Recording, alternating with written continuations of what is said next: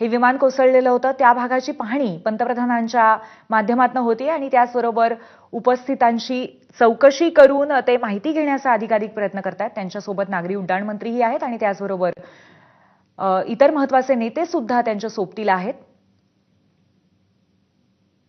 ही काही दृश्य आहेत, त्यांनी घटनास्थळाची पाहणी केली त्यावेळेचं अत्यंत भीतीदायक असं हे दृश्य, कारण संपूर्ण विमानच कोसळलेलं होतं इमारतीवरती आणि त्याचे अवशेष अजूनही त्या इमारतीमध्ये घुसलेले आहेत। काल दुपारी 1:30च्या सुमारास ही अत्यंत भीषण दुर्घटना घडली। एअर इंडियाचं ड्रीमलाइनर विमान गुरुवारी दुपारी 1:39 हवेत झेपावलं आणि त्यानंतर 600 ते 800 किलोमीटरची उंची गाठताच हे विमान खाली कोसळलं। प्रचंड मोठा स्फोट झाला, कारण विमानामध्ये पूर्ण इंधन भरलेलं होतं। लंडनपर्यंतची पूर्ण फ्लाईट विमान करणार होतं आणि त्यामुळे संपूर्ण विमानाचा भडका उडाला आणि क्षणामध्ये होत्याचं नव्हतं झालं। त्याच वेळेला ज्या भागामध्ये विमान कोसळलेलं आहे तिथली जी परिस्थिती आहे, तिथलं जे नुकसान आहे, त्याची पाहणी पंतप्रधान मोदींनी केलेली आहे। त्याचीच दृश्य आपण पाहतोय।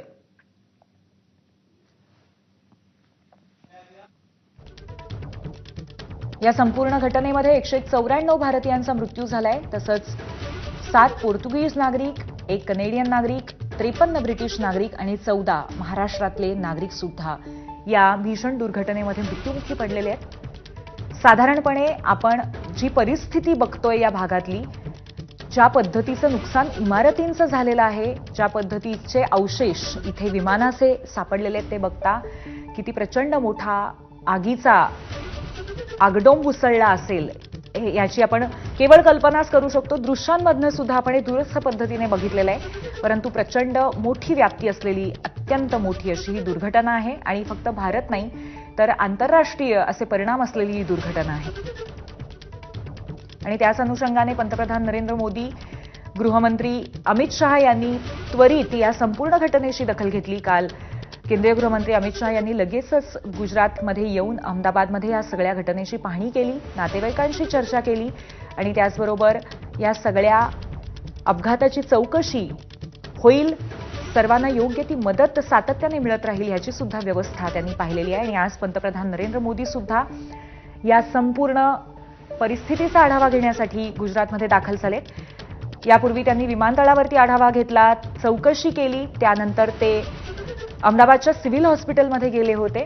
तिथे त्यांनी नातेवाईकांशी बातचीत केली आणि घटनेचा आढावा घेतलेला आहे। त्याचबरोबर डॉक्टरांशी सुद्धा बातचीत केली, कशा पद्धतीने पुढची प्रक्रिया होणार आहे, मृतदेहांची ओळख पटवण्याची एक मोठी प्रक्रिया आहे, या संदर्भातला आढावा घेतला। तसंच घटनास्थळी जाऊन सुद्धा त्यांनी जी पाहणी केली आहे त्याची दृश्य आपण आता बघतोय। या विमानामध्ये 230 प्रवासी आणि त्याचबरोबर 12 क्रू सदस्य होते,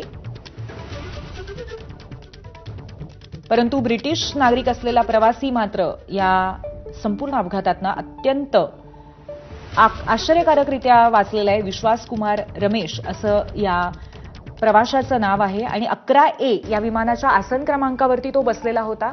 नक्की कसा काय तो वाचला हा खरोखरच एक दैव बलवत्तर असंच म्हणावं लागेल। एक अत्यंत उत्तम नशीब असल्याचं उदाहरण असंच म्हणावं लागेल, कारण त्या व्यतिरिक्त एकही प्रवासी या विमानातला वाचू शकलेला नाहीये।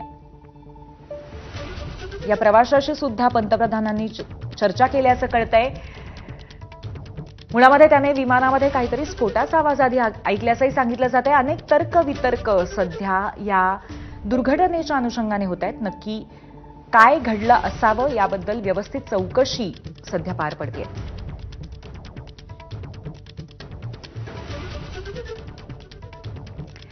यात अत्यंत एक महत्वाचा जो दुवा असतो तो म्हणजे ब्लॅक बॉक्स। विमानाचा ब्लॅक बॉक्स सगळी माहिती गोळा करत असतो, परंतु दुर्दैवी गोष्ट अशी आहे की अजूनही या संपूर्ण मलब्यामधनं किंवा हे सगळं जे रबल आहे त्याच्यातनं ब्लॅक बॉक्स अजूनही विमानाचा मिळालेला नाहीये, जो सगळ्यात महत्वाचा दुवा आहे।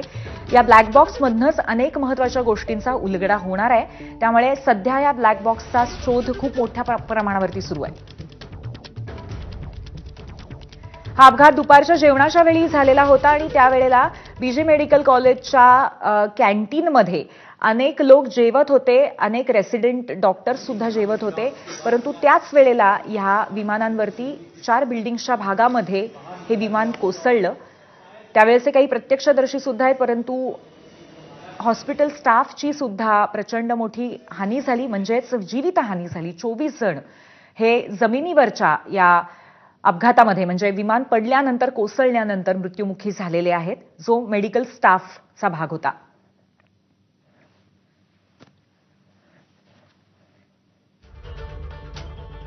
क्षणाक्षणाचे अपडेट्स घेत राहणार आहोत या बुलेटिनमध्ये. इथेच थांबूया. पाहत रहा एबीपी माझा.